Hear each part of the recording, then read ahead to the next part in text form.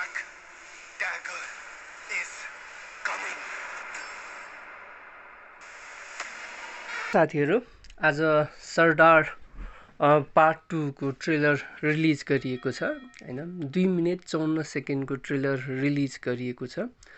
अब यो हिन्दी भाषामा छैन ट्रेलर, त्यही भएर खासै मैले केही बुझिन, तर एउटा जेलको अब सिन देखाइएको छ जसमा चाहिँ अब कर्टीले चाहिँ अब जेलबाट भाग्न खोजिएको जस्तो गरी अब सिनहरू देखाइएको छ।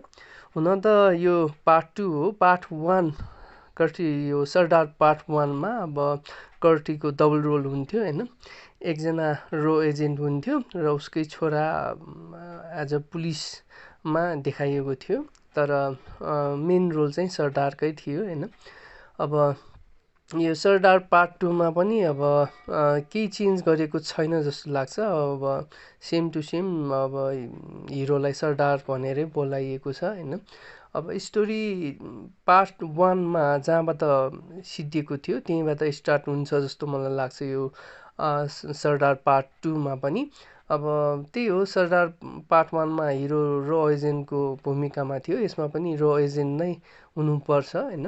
अब जेलको सिन देखाइएको छ। म सुरुमा हेर्दाखेरि त अब यो चाइनिज फिल्म हो कि के हो जस्तो लागेको थियो, पुरा फुल एक्सन हैन, चाइनिज कुम्फुमा जस्तै अब देखाइएको थियो हैन। यो फर्स्ट सिनमै त्यस्तो देखाइएको थियो।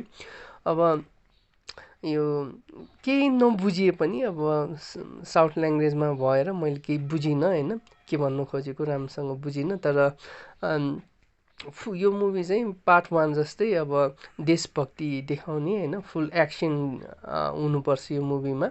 अब ट्रेलर आकर्षकै देखियो मलाई त हैन, मलाई यो मुभीको ट्रेलर मन पर्यो। साथीहरूले पनि यो मुभीको ट्रेलर हेरिसक्नुभयो होला। साथीहरूलाई यो मुभीको ट्रेलर कस्तो लाग्यो कमेन्ट गर्नु होला र भिडियोलाई लाइक सब्स्क्राइब गर्न नबिर्सिनु होला। Thank you.